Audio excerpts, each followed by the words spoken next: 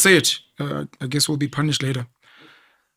A kafir's sole ambition is to collect a certain number of cattle to buy a wife with, and then pass his life in indolence and nakedness. You were quoting Gandhi. This was back in 2013. You were responding to someone here and you're like, bullshit. When we colors say kafir, it's the same as when we call other colors Bushis or Indians Kuli. It's purely descriptive. That was in 2011. 2015, words like tenderpreneur and black diamond basically just describe you as a better kafir. I think Jay-Z would also speak about still nigger. 2017, words like black diamond. Okay, this is the same one. And there'd be other tweets. There was one on bakkies. Not all white guys that make black guys sit at the back of the bakkie are racist. Some of these guys stink as hell, and I would do the same. That was back in 2012. 2011.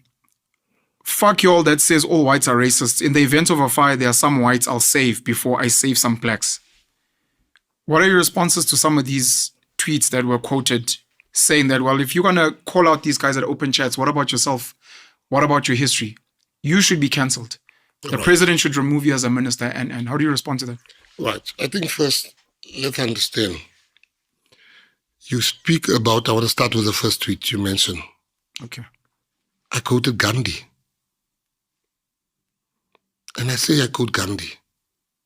So the anger should be towards Gandhi because I'm putting exactly what he said and I put his name there. And if you Google what I said there and you Google Gandhi, you will find the two. Then there's a Shakir Williams, you quoted him where he says that if... Man, I think this is the reason why some people are saying Penwell treated Gayton McKenzie with soft gloves, because why didn't Penwell ask Gayton McKenzie, why did you quote Gandhi? Why did you quote Gandhi? Because everybody can see the quote. But the question is, why did you quote him? And guys, is it even possible for you to quote something that you don't find profound? I don't think so. I don't think so. And this whole situation of Gayton McKenzie, man, I find it quite strange. Gayton McKenzie was willing to destroy those young boys of open chats, to say that we will go after their advertisers, we will go after their platform, if possible. But now Gayton McKenzie is apologizing after refusing to accept an apology that came from these boys. It is strange. I mean, like Liam Jacobs, you remember Liam Jacobs was doing those videos that he likes to do, moving around like this. He was showing South Africans that, no, we have opened a case against these guys at the open chat for what they said about the colored community. But now, Liam Jacobs is nowhere to be found. Is nowhere to be found. And we were expecting the same energy. That, yeah, since you hate racism so much, your president has been exposed to being a racist. What are you going to do about it? Now, Liam Jacobs is nowhere to be found. Nowhere to be found. But with Gayton McKenzie, the fact that he wanted to destroy those boys, but now he doesn't want to be destroyed, I find it quite strange that you would refuse the apology from these boys. That actually, it was a sincere apology. They even wrote it down. It was a quite sincere apology. But you want the South Africans to actually accept your apology. How? The double standards that is happening over here. The double standards that is happening over here. And I'm sure if these old tweets of Gayton McKenzie were not discovered, he would have gone for those boys with everything that they got. Because this is what he wanted. But me, I find it quite funny that the same person who would say that, I don't know, he's against the cancel culture. He doesn't want people to be cancelled. He doesn't want people to be deplatformed. He actually wanted to deplatform these young people. But now, he doesn't want to be held accountable. He was saying that these young boys, they need to be held accountable. I am not saying we must destroy these young people, but we must hold them accountable. What about him? What does accountability look like for Gayton McKenzie?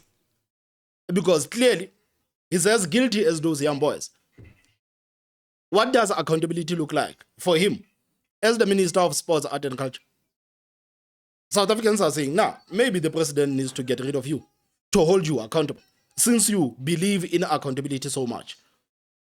He does not believe in accountability for himself, but average South Africans must be held accountable. And it shows you how politicians are. Rules for thee, but not for me.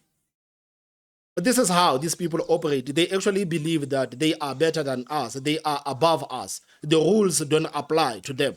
The rules only apply to us. And to be honest, those boys of the Open Chat podcast, they were condemned. They were condemned. They released apologies after apologies. They did a whole podcast apologizing to the colored community to say that we were ignorant. We were not saying this from the position of hate. But now we are talking about Gayton McKenzie. Gayton McKenzie was in his late 30s when he tweeted those things. These are two complete different scenarios. So when it comes to accountability, one person that actually should be held more accountable is Gayton McKenzie. But somehow, no accountability for Gayton McKenzie, but accountability for average South Africans.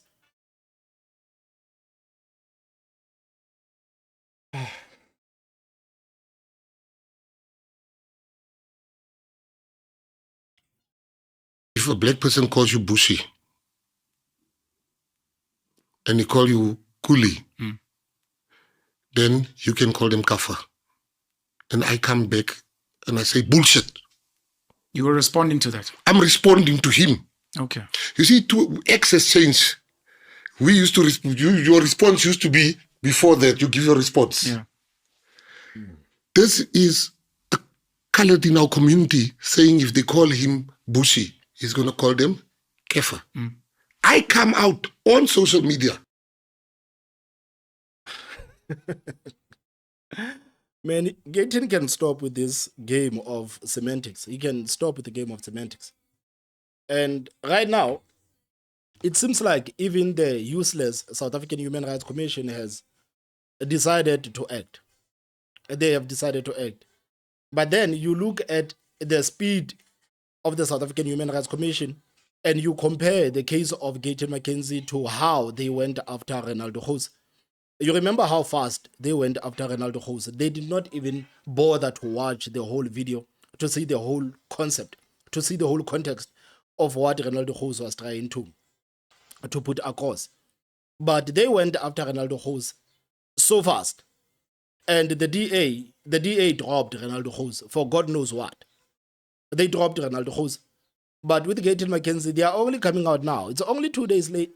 Only 2 days ago, when these people have actually went on social media to release a statement to say, we have decided to launch an investigation into the Minister of Sports, Art and Culture. So this is the statement that comes from the useless South African Human Rights Commission. The statement says that the useless South African Human Rights Commission is aware of the offensive posed by Minister Gayton McKenzie ranging from 2011 to 2017, which have resurfaced on his X account on Saturday, the 9th of August 2025. The Commission has opened an investigation following a receipt of several complaints from political parties and individuals regarding the post and alleged xenophobic utterances by Minister Gayton McKenzie. The Commission has also noted outrage on social media and is press regarding these utterances. Following assessment of the contents, the Commission is of the view that utterances made by Minister Gayton McKenzie are prima facie violations of the Provisions of the Promotion of Equality and Prevention of Unfair Discrimination Act of 2000. Consequently, the Commission has sent an allegation letter to Minister McKenzie. Thereafter, the Commission will determine the best way forward, which may include instituting proceedings in the relevant equality court as per Section 13 of the South African Human Rights Commission Act 40 of 2013, read with Section 20 of the Equality Act of 2000.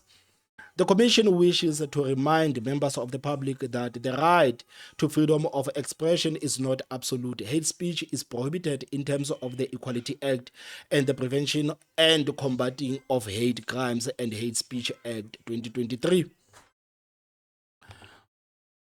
Given his position, Minister Gayton McKenzie's conduct is expected to conform to ethical standards that is becoming of a minister and a member of parliament. The commission calls on everyone in the country to uphold the principles enshrined in the constitution, including human dignity, equality, and non-discrimination. So this was issued by the useless South African Human Rights Commission. So what is it that this commission can actually do to Gayton McKenzie, man? Like, what is it that they can actually do to Gayton McKenzie? What is it that they can do? Because me, I would actually like to see what accountability looks like for Gayton McKenzie. This accountability that he was shouting on top of his lungs, I would actually like to see what accountability looks like to him. And if he would actually accept the decision that will be made. I would like to see that. I would actually like to see that. I would like to see that, man. It is sad, man. It is sad. It is sad that at this time, when we are going through whatever that we are going through as the country, these are the things that we have to deal with in the meantime. It is sad. It is sad, guys. What are your thoughts, man? What are your thoughts? Please tell me what you think in the comment section. Don't forget to hit the like button and the most important part, subscribe. My name is Thomas Mabaso. I will see you next time. Bye-bye.